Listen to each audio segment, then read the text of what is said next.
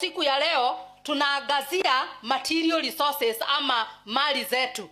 Na kitu ya kwanza ninataka kusema ni kwamba kutoa ni kumwabudu Mungu. Giving is an act of worship.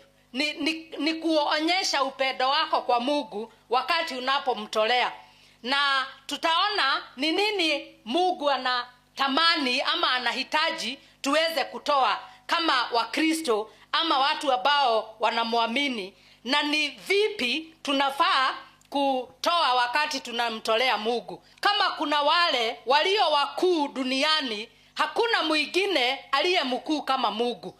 Kama gift itakupeleka kwa wakuu, kama kuna wale ambao ni wakuu duniani, hakuna mwingine aliye mkuu kama Mungu. Kama kuna wale ambao walio na nguvu duniani, hakuna mwingine aliyo na nguvu kuliko Mungu. Na kwa hivyo kama gift yako itakupeleka kwa binadamu ambao ni watu wakuu, kama kunao wakuu ambao tunatamani Mungu atupatie nafasi tukutane na wao na tukule pamoja na wao, hakuna mtu ambaye ni mkuu kuliko Mungu wetu. Na diposa tunapoenda mbele za Bwana, tunaenda na gift ambayo inatupeleka mbele zake na inaguza moyo wake. Kama kuna yule ambaye ako na kila kitu duniani, ni Mungu wetu. Na kwa hivyo kama unaweza beba gift iweze kukufungulia milango kwa wafalme wa hii dunia, gift yako kwa Mungu, pesa zako na mali zako unaposileta kwa Mungu, zinakupeleka mbele za Mungu ambaye ni mkuu wa wakuu wote. Mungu alitoa mfano mzuri na akatuonyesha upendo wake kupitia kutoa. Mungu anatupenda, na kwa sababu ya upendo wake alitoa, alipatiana. Upendo unakuhimidi ama unakubidi uweze kutoa kitu ya kuonyesha huo upendo. Hauwezi penda bila kutoa. Na ni kabisa ya kwamba kila mmoja ambaye ashawahi penda anaweza kutoa. Wakati nilikuwa nafikiria kuhusu upendo na kutoa, nikafikiria ukiangalia watu ambao wanapendana, upendo wao unaanza mahali ambapo unaonyeshwa kwa kutoa. Yesu aliweza kutoa moyo wake, uhai wake, akafa msalabani ili wewe na mimi tukapate kupatikana. Kwa sababu ya upendo, hakuna upendo mwingine ulio mkuu kuliko wa Yesu alipotunukiwa msalabani ili adhihirishe na aonyeshe haswa upendo wake. Kwa nini tunadhibitisha ama tunasisitiza ya kwamba ni vyema kutoa? Jambo la kwanza, Yesu alisema ni vyema kutoa kuliko kupokea. Bwana asifiwe. Jambo la kutoa, Yesu alisema ni bora. Katika kitabu cha Matendo ya Mitume 20:35, ni vyema kutoa, ni bora kutoa kuliko kupokea. Jambo la pili, unapotoa kuna baraka ambazo zinaambatana na utoaji wako. Kile unatoa kinabarikiwa na unapokea baraka. Sara katika Agano la Kale alipopokea wageni na akaweza kuwapa chakula, Biblia inasema alitoa naye akabarikiwa na mtoto. Rebeka, wakati mtumishi wa Abraham alikuwa anatafuta mke wa Isaka mtoto wake, alikutana na Rebeka, na Rebeka alitoa akapokea mume, akapata mume wake ambaye ni Isaka, katika kitabu cha Mwanzo 24. Sisi pia tumeamrishwa tuweze kutoa. Bwana asifiwe. Tunatoa kwa sababu ni amri kutoka kwa Mungu.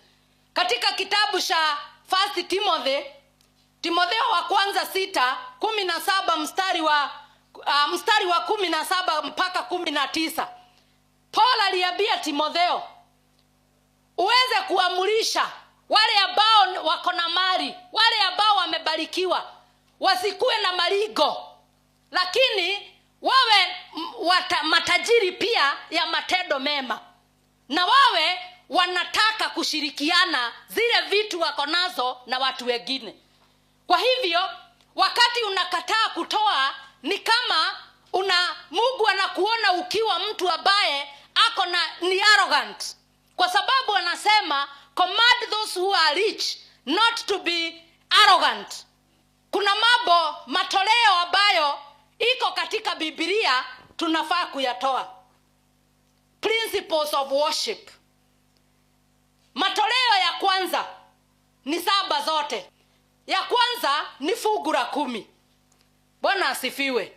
Sijui ni wangapi ambao wanajua kuhusu fungu la 10. Lakini fungu la 10 ni kiwango cha 10 cha mali zote ama vitu zote ambazo Mungu anakupa. Toleo la pili inaitwa thanksgiving. Wakati nilikuwa naandika hili, nilifikiria kuhusu tofauti ya thanksgiving na thanksaying. Najua kuna kule kutoa ushuhuda wa kushukuru na kuna kule kutoa sadaka ya kushukuru. Katika Biblia Leviticus, mambo ya Walawi 7:11 hadi 15, inaongea kuhusu wana wa Israeli wakati wamepata mavuno, wakati wamepata uponyaji, wanafaa kulete sadaka ya kushukuru. Mungu akikubariki, usilete ushuhuda, lete sadaka ya shukurani. Matoleo ya 3 inaitwa matoleo ya hiari, free will offering, kutoa kwa hiari.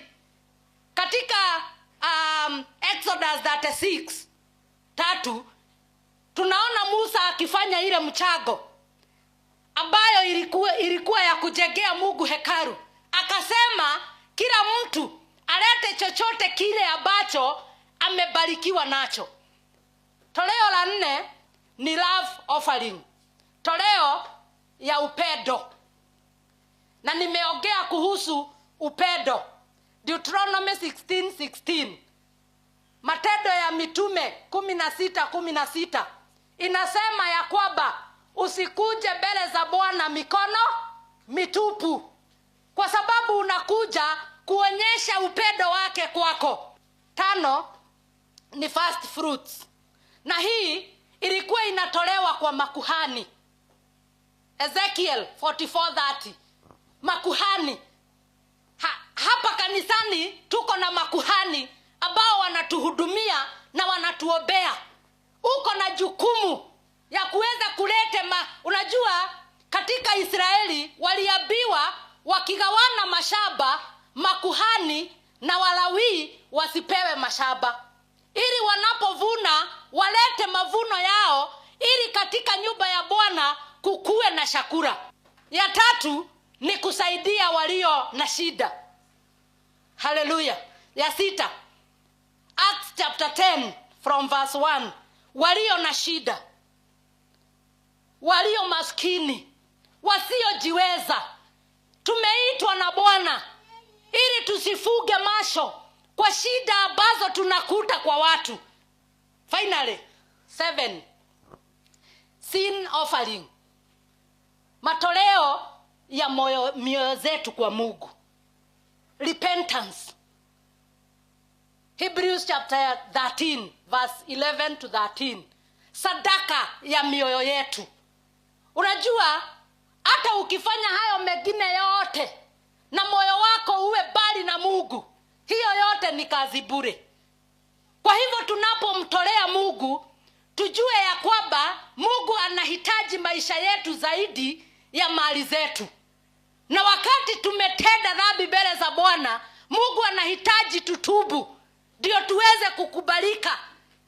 Before utoe sadaka zingine, Biblia inasema ukilete sadaka, ukumbuke kuna kasoro mahali, iache pale kwanza, uende utengeneze uhusiano.